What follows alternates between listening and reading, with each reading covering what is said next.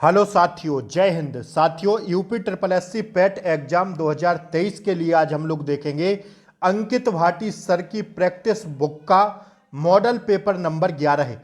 इससे पहले हमने 10 मॉडल पेपर आपको करा दिए हैं। लिंक आपको इसी क्लास के नीचे मिल जाएगी। मैंने पूरी प्लेलिस्ट तैयार कर दी है, तो आप लोग वहां से इन 10 मॉडल पेपर को कर सकते हैं। आइए साथियों, आज की क्लास का आगाज करते हैं, स्टार्ट करते हैं। आइए साथियों, देखिए पहला प्रश्न ये रहा आपकी स्क्रीन पर। प्रश्न को पढ़ने से पहले मैं आप लोगों से बोलूंगा कि मैं शाम को आपको हर रोज घटना चक्र का प्रैक्टिस सेट करा रहा हूं, तो साथियों मेरे साथ कर लीजिएगा। शाम को घटना चक्र का प्रैक्टिस सेट मैं आपको डेली कराता हूं और सुबह के टाइम अंकित भाटी सर की प्रैक्टिस बुक करा रहा हूं। तो आप लोग चैनल को सब्सक्राइब कर लें, बेल आइकन प्रेस कर दें ताकि क्लासों का नोटिफिकेशन आपको समय समय पर मिलता रहे। ठीक है। पहला प्रश्न ये रहा आपकी स्क्रीन पर, देखिए। सिंधु घाटी सभ्यता में कालीबंगा निम्नलिखित में से किसके लिए प्रसिद्ध है? सिंधु घाटी सभ्यता में कालीबंगा, ध्यान रखिएगा, कालीबंगा एक राजस्थान में जगह है। क्या? कालीबंगा, जहां पर जुते हुए खेत भी पाए गए थे। और जुते हुए खेत ऑप्शन में नहीं है, तो इसका राइट आंसर हो जाएगा दोस्तों क्या? ऑप्शन डी, मिट्टी के पात्र भी यहां पाए गए थे। That's your answer. अगर ऑप्शन में कभी रहे कि जुते हुए खेत के साक्ष्य यहां मिले थे, तो एकदम सही हो जाएगा। ऑप्शन डी पर जाएंगे हम लोग। कहां पर है कालीबंगा? राजस्थान में। ठीक है। दूसरा प्रश्न देखिएगा, दिलवाड़ा मंदिर का निर्माण किसने करवाया था? एक बार क्लास को आप लोग फटाफट लाइक कर दीजिए और एक बार शेयर कर दीजिए। उन सभी मित्रों तक, भाइयों बहनों तक अपनी क्लास पहुंचा दें। है दोस्तों, यह क्लास आप सभी मित्रों तक पहुंचा दें, जो आपके रिलेटिव्स, जो आपके मित्र, फ्रेंड जो भी हों, उन सभी तक यह क्लास पहुंचा दें। शाम को मैं हर रोज आपको घटना चक्र का प्रैक्टिस सेट करा रहा हूं। ठीक है। दिलवाड़ा मंदिर का निर्माण किसने करवाया था? तो दिलवाड़ा मंदिर का निर्माण भैया करवाया था किसने? बिमल शाह इसका राइट आंसर हो जाएगा। आइए अगला प्रश्न देखिएगा, समुद्रगुप्त को भारत का नेपोलियन किसने कहा था? तो समुद्रगुप्त को भारत का नेपोलियन कहा था किसने? विंसेंट स्मिथ ने। किसने? ऑप्शन सी पर जाएंगे हम लोग, विंसेंट स्मिथ ने कहा था। आइए, किस सूफी संत ने दिल्ली के 7 सुल्तानों का शासन देखा था? किस सूफी संत ने दिल्ली के 7 सुल्तानों का शासन देखा था? तो इसका राइट आंसर हो जाएगा निजामुद्दीन औलैया ने। किसने? निजामुद्दीन औलैया इसका करेक्ट आंसर है। अगला प्रश्न देखिएगा, शिवाजी ने गुरिल्ला युद्ध पद्धति को अपनाया था, वह इस पद्धति को किस नाम से बुलाते थे? कौन? शिवाजी। ध्यान रखिएगा, शिवाजी ने एक पद्धति अपनाई थी, युद्ध पद्धति, जिसे गुरिल्ला कहा जाता था। वह इस पद्धति को किस नाम से बुलाते थे? अति महत्वपूर्ण प्रश्न है। तो वह शिवा सूत्र के नाम से बुलाते थे। स्टार लगा के छापना साथियों, छपेगा यह प्रश्न। ठीक है। ब्रिटिश ईस्ट इंडिया कंपनी ने भारत में निम्नलिखित में से कौन सा पहला किला बनवाया था? तो भारत में ब्रिटिश ईस्ट इंडिया कंपनी द्वारा पहले किले का निर्माण करवाया था, उसका नाम आपसे पूछा जा रहा है, फोर्ट सेंट जॉर्ज। कौन सा? फोर्ट सेंट जॉर्ज। आइए अगला प्रश्न देखिएगा, आत्मसम्मान आंदोलन की शुरुआत किसने की थी? आत्मसम्मान आंदोलन की शुरुआत किसने की थी? तो दोस्तों इसका राइट आंसर हो जाएगा स्वामी रामास्वामी नायकर ने। किसने? रामास्वामी नायकर ने आत्मसम्मान आंदोलन की शुरुआत की थी। ठीक है। अगला प्रश्न देखिएगा, किस शहर में झांसी की रानी की समाधि स्थल स्थित है? देखिए, जैसे नाम से लग रहा है कि झांसी की रानी, तो भैया झांसी की रानी तो नहीं होगा, क्योंकि झांसी इसका आंसर नहीं होगा। झांसी की रानी तो है, लेकिन झांसी इसका नाम गलत जवाब हो जाएगा। झांसी की रानी की समाधि स्थल पूछा जा रहा है, तो साथियों ग्वालियर इस ऑप्शन पर जाएंगे हम लोग। ठीक है। अपना चैनल का भी नाम क्या है साथियों? रानी लक्ष्मीबाई क्लासेस। ठीक है। मैं झांसी से हूं, एक बात ध्यान रखिएगा आप लोग। इस चैनल को आपको झांसी से क्लासें प्रोवाइड कराई जाती हैं। इस चैनल पर मैं झांसी से हूं और उन्हीं के नाम पर मैंने चैनल का नाम भी रखा हुआ है, रानी लक्ष्मीबाई क्लासेस। कुछ लोग पूछ रहे थे कमेंट बॉक्स में कि सर आप कहाँ से हैं, तो भैया मैं बता दूं आपको, मैं झांसी से हूं, मैं झांसी का रहने वाला हूं। और साथियों रानी लक्ष्मीबाई क्लासेस मैंने उन्हीं के नाम पर यह चैनल का नाम भी रखा है। ठीक है। अब जिम्मेदारी आप लोगों की है कि आप लोग हमें कितना सपोर्ट करते हैं। ठीक है, अगर आप लोग चाहें तो थोड़ा सपोर्ट कर दीजिए, चैनल को शेयर भी कीजिए और सब्सक्राइब भी कीजिए चैनल को। ठीक है, आइए मैं अपना काम कर रहा हूं, आप लोग भी थोड़ा अपना काम कीजिए। अब मैं रुकूंगा नहीं, इसके बाद आपको यूपी पुलिस की क्लासें दूंगा। आप लोग बने रहिए, मेरे साथ जुड़े रहिएगा। ठीक है, आइए कांग्रेस के किस अधिवेशन में असहयोग आंदोलन को अपनाया गया था? कांग्रेस के किस अधिवेशन में असहयोग आंदोलन को अपनाया गया था? तो इसका राइट आंसर हो जाएगा दोस्तों 9 का राइट आंसर हो जाएगा ऑप्शन बी, नागपुर अधिवेशन 1920 में। आप लोग लिखते हुए चलिएगा मेरे साथ, बाद में जरूर कमेंट बॉक्स में बताएं आज आपका टारगेट कितना रहा। ठीक है, आइए किस अधिनियम ने ईस्ट इंडिया कंपनी के सिविल सेवक की भर्ती के लिए आधार के रूप में खुली प्रतियोगिता की व्यवस्था लागू की, जिसका अर्थ था कि भारतीय सिविल सेवा सबके लिए खुल गई है? तो इसका राइट आंसर हो जाएगा दोस्तों ऑप्शन सी, 1853 का चार्टर एक्ट। स्क्रीनशॉट ले लीजिए अगर ना लिख पाए हो तो। ठीक है, अब मैं आगे बढ़ता हूं। आइए 11वां प्रश्न देखिएगा, कौन सी भारतीय झील भारत की लैगून झील के रूप में प्रसिद्ध है? भारत की लैगून झील के रूप में भारत की झील जो प्रसिद्ध है वह है चिल्का झील। ठीक है, कौन सी झील है? चिल्का झील। यह कहां पड़ती है?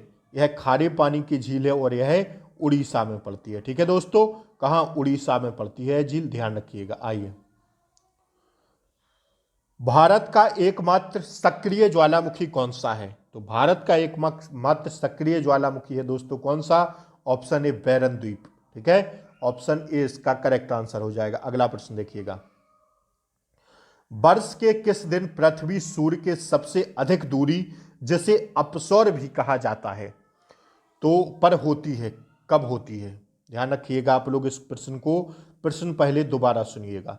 वर्ष के किस दिन पृथ्वी सूर्य से सबसे अधिक दूरी, जिसे अपसौर भी कहा जाता है, पर होती है कहां?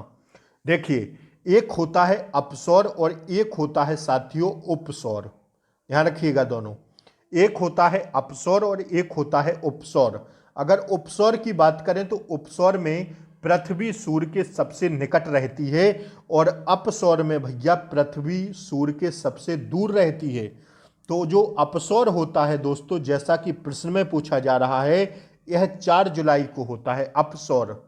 ठीक है, अपसौर होता है 4 जुलाई को। और अगर आपसे पूछ दे कि जिस दिन पृथ्वी सूर्य के सबसे निकट होती है उसे कहते हैं क्या? अपसौर। और यह किस दिन होता है? तो यह होता है 3 जनवरी को, जस्ट 6 महीने बाद। ठीक है, आशा करते हैं समझ में आ गया होगा उपसौर और अपसौर। आइए सूची फर्स्ट को सूची सेकंड के साथ सुमेलित करना है और कूट का सही प्रयोग करके उत्तर देना है। सूची देखिए, सूची फर्स्ट है खनिज पदार्थ और सूची सेकंड में है खनिज क्षेत्र।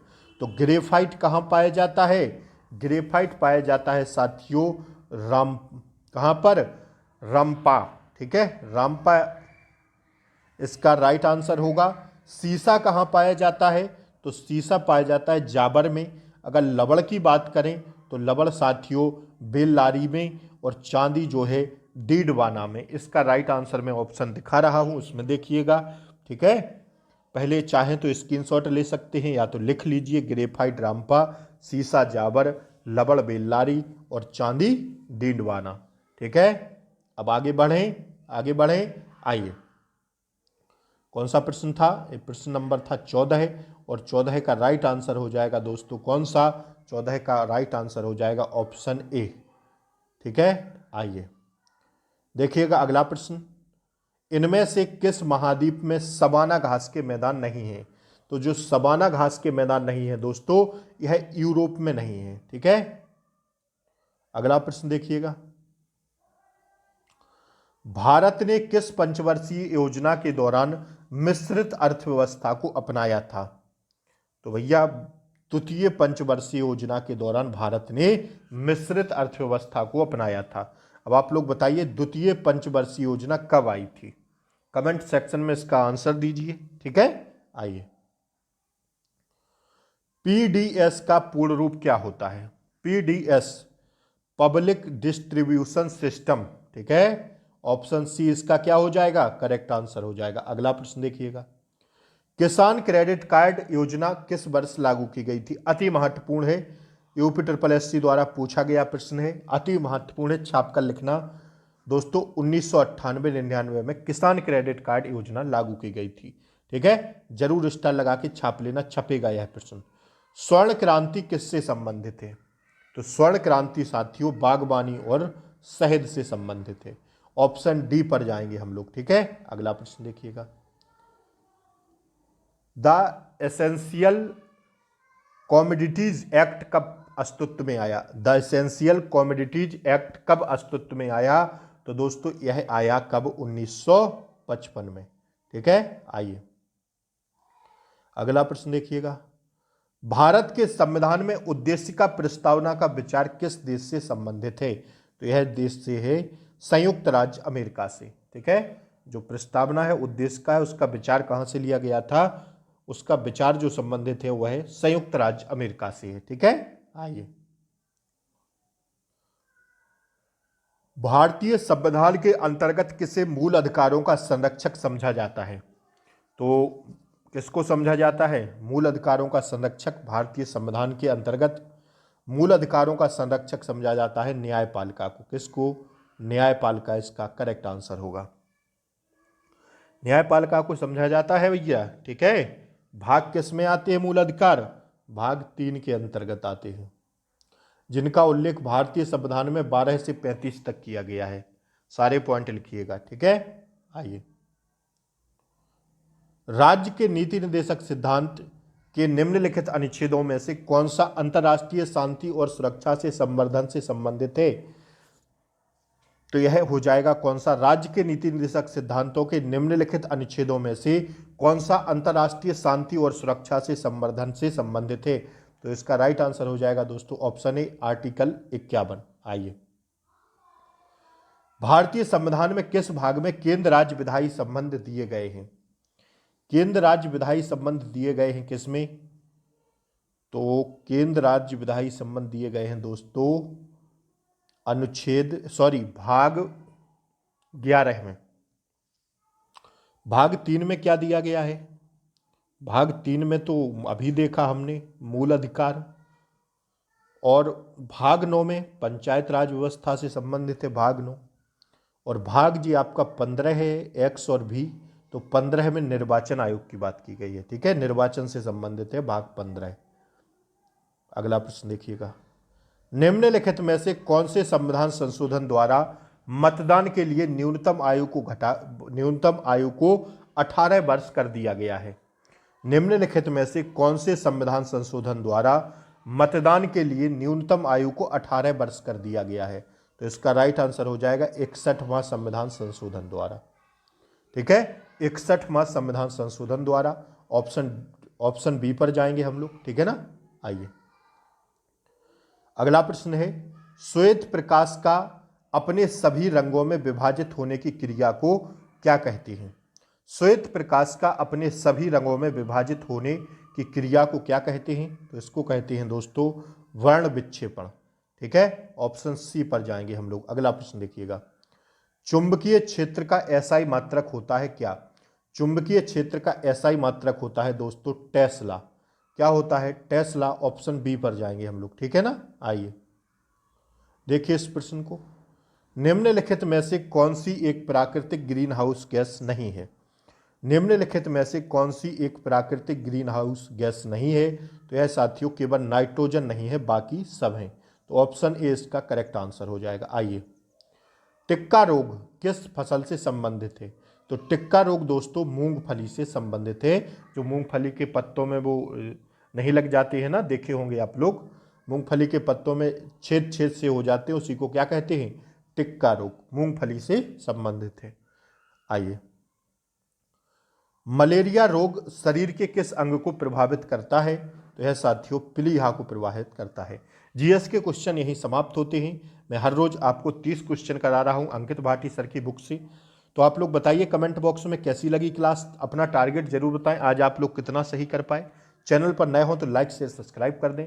जय हिंद। शाम को मिलते हैं अंकित भाटी वो घटना चक्र के साथ। तब तक के लिए जय हिंद, टेक केयर, बाय बाय, नमस्कार।